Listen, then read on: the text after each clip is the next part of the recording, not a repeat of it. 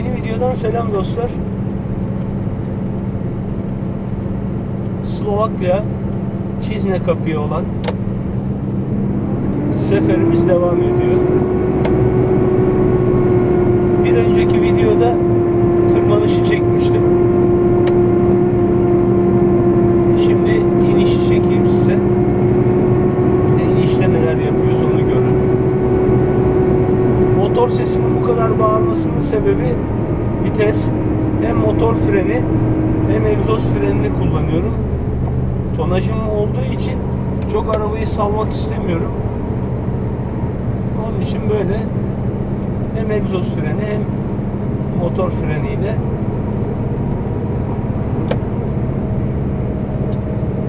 ara ara fren kullanarak, çünkü yeterli gelmiyor. Yani uzun zamandır rotardarlı araba kullanmıyorum. Son yeni modellerin rotardarları hakkında çok fazla fikrim yok. Ama rotardar bile olsa frensiz dik inişler çok kolay değil. Ciddi anlamda fren kullanımını azaltıyor tabii ki.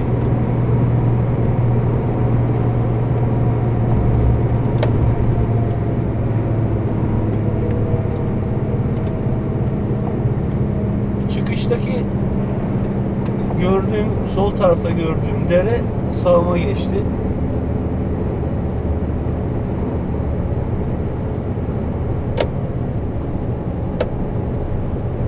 Yaklaşık 1,5 saatlik yolum kaldı kapıya.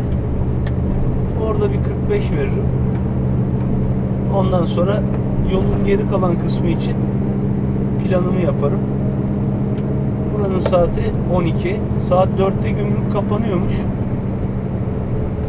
Bakacağım, eğer gümrüğe 2 saatte falan girecek mesafedeysem yapıştıracağım. Çünkü gümrük kapanana kadar işlemimin bitme ihtimali yüksek. Dolayısıyla gümrüğümü açtırırım. En azından boşaltma yeri, çünkü gümrükten 300 kilometre uzaktaymış. Bu tabi baştan böyle söylenmedi. Tonajımın da bu kadar çok olduğu söylenmedi. 2-3 tane daha araba yüklemiş aynı yerden, bizim firmadan. 14 ila 15 ton arasıymış. Benim bedevi şansım, bana çıktı 20 ton. Lojistik diyordu ki İşte gümrüğü açtırdığın yerden 15 kilometre abi indireceğin yer. Gümrüğü açtırdığım yerden indireceğim yer 300 kilometre çıktı. Yani bilmiyorlar mı diyeceğim. Bilmeme ihtimalleri yok. Yalan söylüyorlar demek istemiyorum ama lojistik sektöründe bu çok fazla var abi. Yani hani şarkıda diyor ya, yalanın pembesi olmaz. O senin pembeliğin miydi? Neydi? Böyle bir şey vardı. Yalanın rengi olmaz, o senin pembeliğin. Kim diyordu? Hangi şarkıdaydı o? Rapçi. İsim aklıma geldi.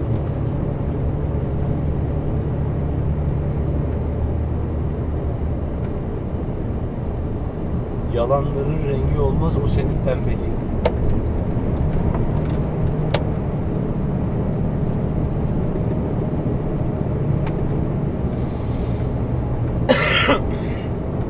Mekanın sahibi geri geldi şarkısı söyleyen var ya.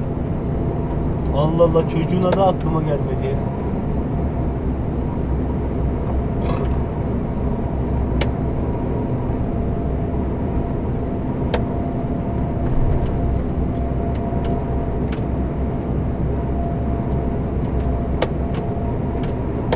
Aslında yazın korkulacak bir güzergah değil bu. Kışın çok sıkıntı abi. Kışın çünkü geçtim. Kışın çok iç açıcı olmuyor. Yani araba sağlam olacak abi. Artık bu devirde araban yeni olacak. Şimdi eski şoförler Öyle muhabbet oldu mu anlatıyorlar da. Adam diyor biz diyor 1210 Ford'la diyor Avrupa yapıyorduk. Abi o zaman oydu yani. Atıyorum 90 yılında 90 model 1200 Ford'la gidiyordun abi. Şimdi kalkıp da 2025 yılında 90 model 1210 Ford'la git bakayım. Göreyim ben seni bir. Nereye? Daha ülkeden çıkamazsın zaten. Euro 5, Euro 6, Euro 3'lerin bile otoban geçiş, mazot ücretleri bilmem ne hep arttı. Dolayısıyla yeni araba olmak zorunda. Ya da işte eskiden biz haritalarla gidiyorduk. Ne yapayım? Ne yapayım şimdi? Ben de Piri Reis gibi harita mı çıkarayım, çalışayım? Şimdi de navigasyon var. O zaman navigasyon vardı da size mi kullandırmıyorlardı? Allah Allah. Şimdi o harita kullanan abiler navigasyon kullanamıyor ama böyle de bir durum var.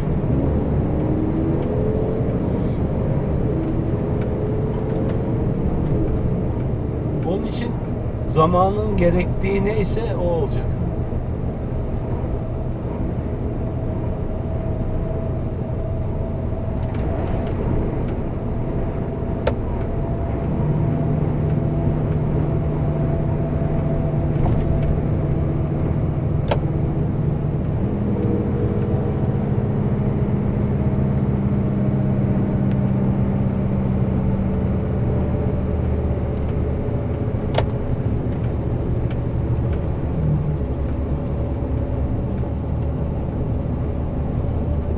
Geç lan hadi.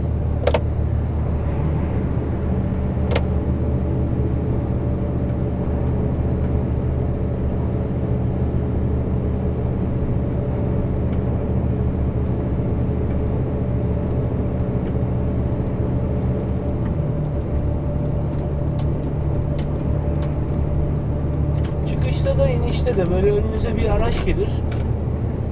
Sizden daha yavaş giden. Canınızı okur. Yapacak bir şey yok. Adam da kendi limitlerine göre gidiyor. Dün akşam Macar'da işte yasak bittikten sonra tabii ciddi oranda tır yığılması oluyor sırada bekleyen. Yasak bitsin de bir an önce yürüyelim diye. Ben yine yarım saat erken girdim. Benim gibi bir sürü kişi girdi tabii. Abi yolda gidiyorum. 33 plakalı Mersin plaka yani. Eskiden İçel'di adı, bilirsiniz. Onun için plaka numarası 33. Hani İstanbul, İzmir'in arasında İçel. Ama normalde artık Mersin deniyor.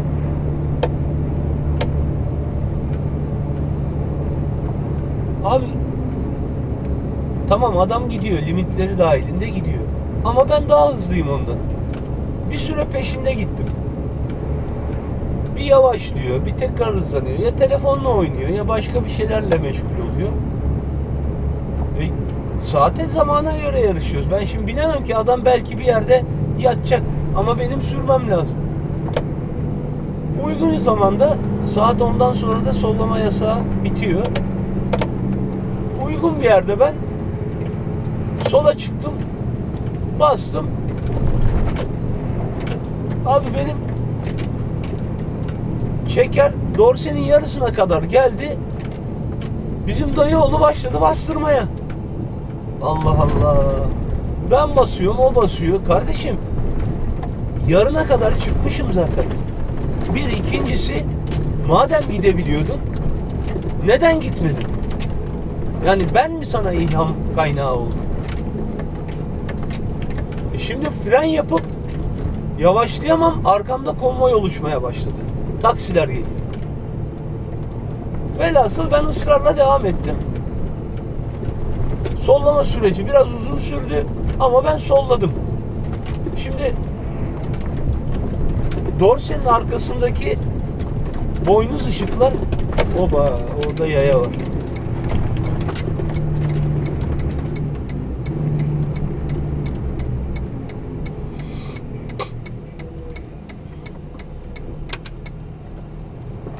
Teyze sağına bak sen gene de, ne olur ne olmaz ya.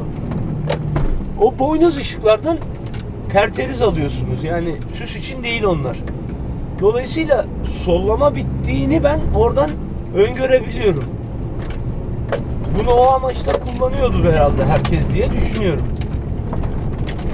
Neyse, yani önümde de tır var. Yani o 33 plakalının önünde. Neredeyse, hani şöyle söyleyeyim, 2 metre falan ya geçtim ya geçmedim 33'ü. Ama yani onun üzerine makas atıyormuş gibi bir durum da değil. Sinyalimi verdim. Şeride girdim. Abi arkadaşın zoruna gitti. Başladı bana selektör uzunlar, selektör uzunlar. Allah'ım ya Rabbim ya. Ondan sonra arkamda konvoy olan taksiler pat pat pat pat pat geçince ben o arada önümdeki, yani 33 ile onun önündeki araç arasındaydım. Onun önündekine yaklaştım. Ondan sonra uygun zamanda onu da geçmeye çıktım. Ben çıkınca adam beni fark etti. Fren lambasını gördüm, bak, fren lambasını. Adam tatlı bir frene dokundu. Benim geçişimi kolaylaştırdı. Ondan sonra ben sinyalimi verdim. Aynı şekilde şeridime girdim abi. Teşekkürümü ettim. Öbür 33 hala arkadan selektör yapıyor. Hay neyin kini arkadaş? Neyin kini?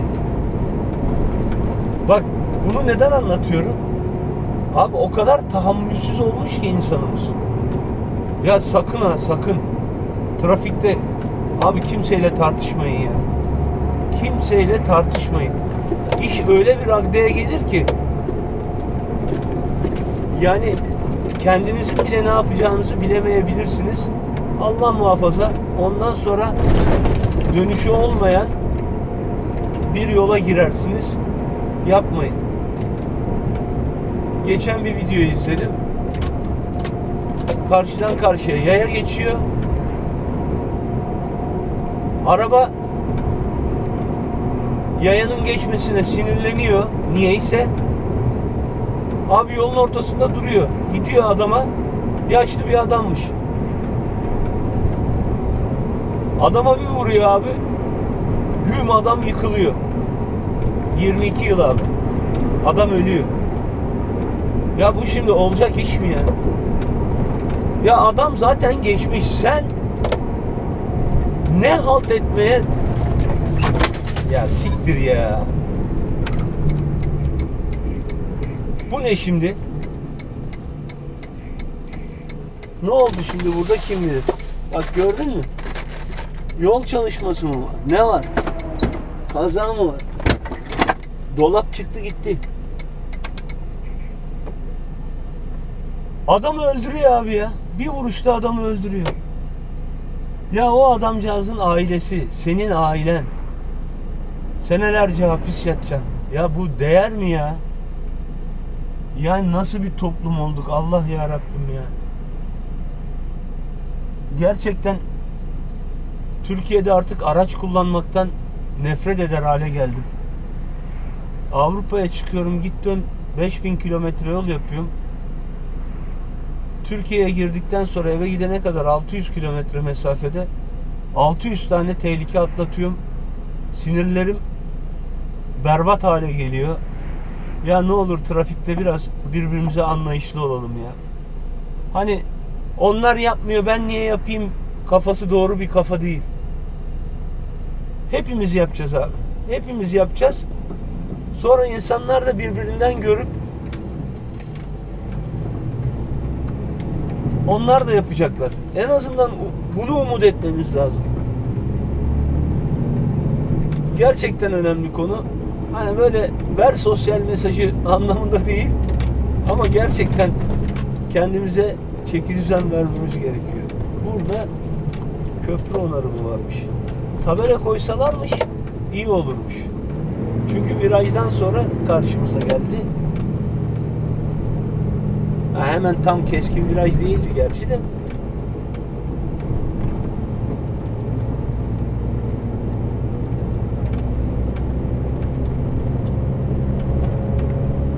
İleride de bir yol çalışması gösteriyor. Baksanıza ya dere. Ay, çok tatlı.